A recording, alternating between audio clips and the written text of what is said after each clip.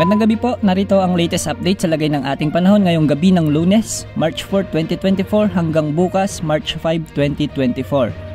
Makikita pa rin sa ating satellite images na easterlies o ang mainit na hangin mula sa Pacific Ocean ang makakaapekto sa malaking bahagi ng ating bansa.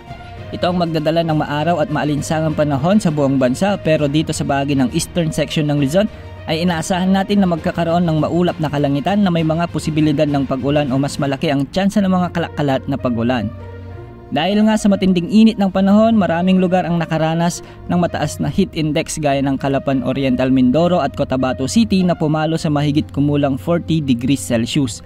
Maraming lugar din ang nakaranas ng matinding alinsangan ng panahon gaya ng Dagupan City, Iloilo City, Metro Manila at iba pang urban cities sa ating bansa.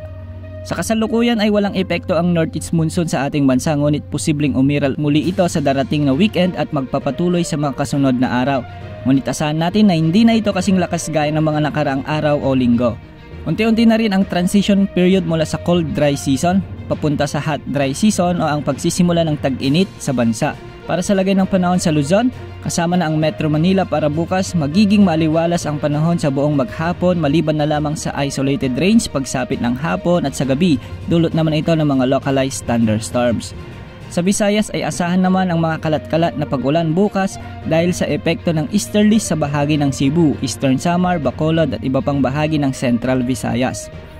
Sa Mindanao, magiging maulap naman ang kalangitan sa bahagi ng Caraga, ngunit asahan naman ang magandang panahon sa natitirang bahagi ng Mindanao.